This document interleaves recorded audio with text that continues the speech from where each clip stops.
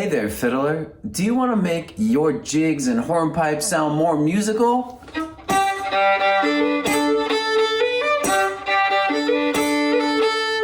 In this lesson, you're going to learn how to do the hook bowing. And we're going to learn it in a very simple way. And then once you get it, which you will, we will apply it to scales, jigs, and hornpipes. Woo! Let's go! Let's start by learning the hook on the simplest possible thing, a single open D note. Play half notes with me there. 3, 4. 1, 2, 3, 4. 1, 2, 3, 4. Now we're going to break each half note into 2 notes in the same bow. So here we go. 3, 4. 1, 2, 3, 4. So that's called slurred staccato, and it's one of the intermediate steps I'm going to show you to get to the hook bowing, which is a very musical thing. So let's just do it a little bit more together. 3, 4. 1, 2, 3, 4. 1, 2, 3, 4. All right. So I recommend you practice that a ton on your own. Next step, we're going to do something called portato, which is basically the same thing, but we're going to have a little bit more flow, also known as legato, between those notes. We're still going to do one bow for 2 notes, so it'll sound more like 3, 4.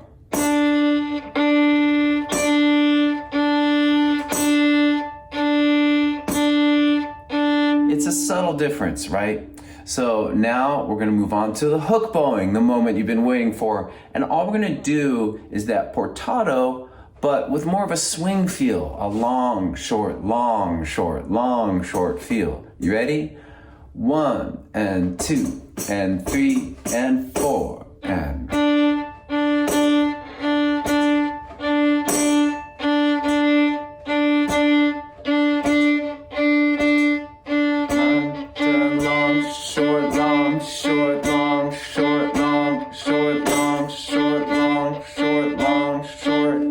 So I'm going, just random idea that came to me. You can practice the swing feel anywhere, like you're walking down the street. Long, short, long, short, long, short. There's so many ways you can practice music without even an instrument. So I don't want to get too distracted here, but that idea just popped into my brain and I had to tell you. Okay, so now we're going to do this we're going to do the hook with a very simple fingering pattern, just open D to 1. Now, if you're struggling to do it on an open D, then I recommend pausing the video and practicing it a bit more. So now we're going to apply it to the simple open 1 pattern. So let's do the same exact practice steps, which we'll use on more advanced things later. So let's do open to 1 with legato slurs, like...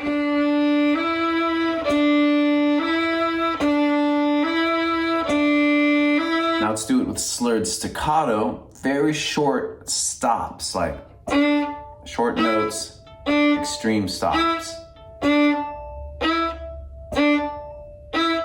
In case you're wondering, staccato is hardly ever used in fiddling and fiddle music, but I love teaching staccato because it improves your technique, it improves your precision, your coordination. So I recommend you try it on lots of different things. All right, so now that we've done the slurred staccato, let's do it with portato. So a little bit more legato, more flowing. And think of spaghetti and legato. Okay, flowing spaghetti.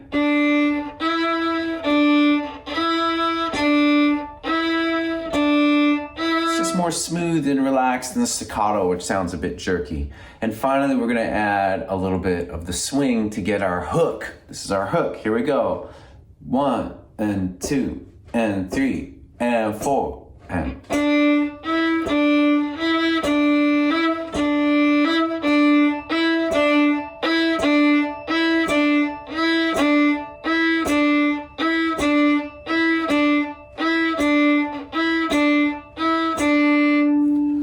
Okay, so if you can do that and do it with flow, then I think you're in great shape. Then it's just a simple matter of applying it to everything you know, which we're gonna touch upon next. But I strongly encourage you to really practice these two simple exercises before moving on. Practice on single strings. And as you increase the tempo, it becomes more challenging, but in some ways easier too, because it's more familiar groove, and then also open to one. All right, let's now apply the hook bowing to progressively more complex and challenging things. So a good next step would be the D major scale with 2 bows. There it is with 2 bows with a bit of swing, long, short, and now we're gonna do it with the hook bow. 1 and 2 and 3 and 4 and.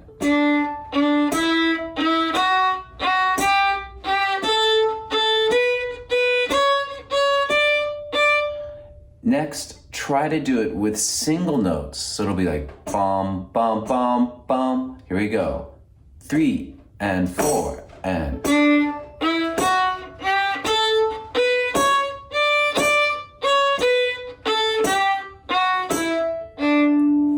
Okay, moving on, we can apply it to string crossing patterns. So you can really improve your string crossing while getting the hook bowing. So we can do slur 2 across strings from D to A, like down, A, D, A, up, D, A. You may need to practice that separately just to get it. And I have lots of lessons on string crossing that you can check out. Next step is to just apply the hook to that. So we could do staccato.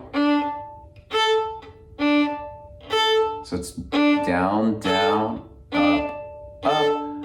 Then with portato.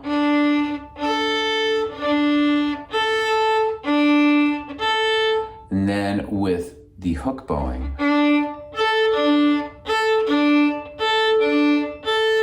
You add fingerings. So I've got a lesson on the FiddleHed site. There's a page for this, and I have some exercises written out for you to practice.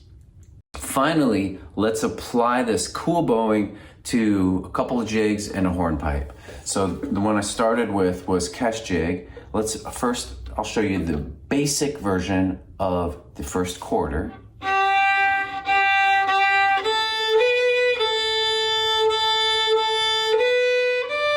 And now let's do it a few times with the hook. Here we go. 1, 2, 3, 4, 5, 6.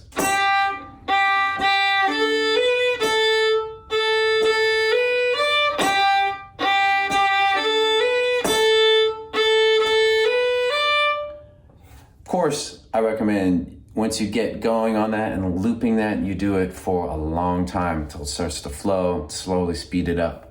I should say gradually speed it up, because if you say slowly speed it up, it kind of doesn't make sense, right? Slow, but you want me to go. So anyway, I should have just edited that thought out before, but there it is for you. Okay, next thing, swallowtail jig. So here's the basic part, first quarter of the B part.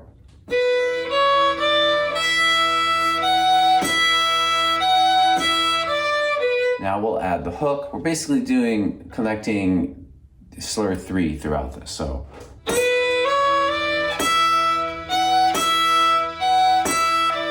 Again.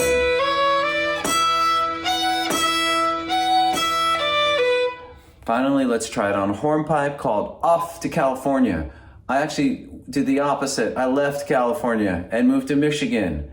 I don't think there's a song called Off to Michigan, but if you want to write it, I'll play it. Okay, so here we go. Here's the basic version. First quarter of Off to California, not Off to Michigan.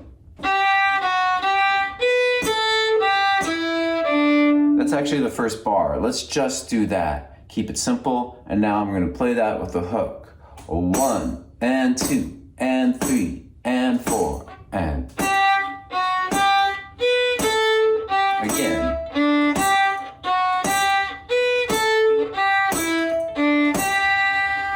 Step 1, legato, slur 2 notes with flow. Step 2, Slurred staccato, sharp stop between the notes. Step 3, portato, slur 2 notes with a slight separation but a legato feel. And step 4, add a gentle swing to that portato, a gentle, long, short feel.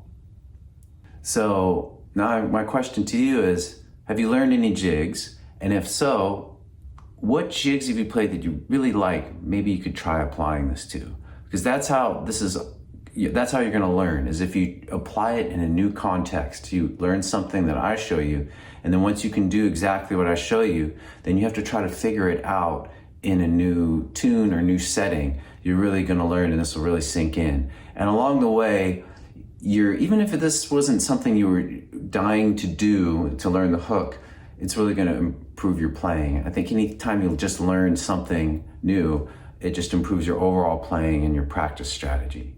So if this was helpful, let me know in a comment, and please subscribe to the FiddleHed channel. And it's great teaching you. I'm so grateful to be doing this, and I hope to see you soon.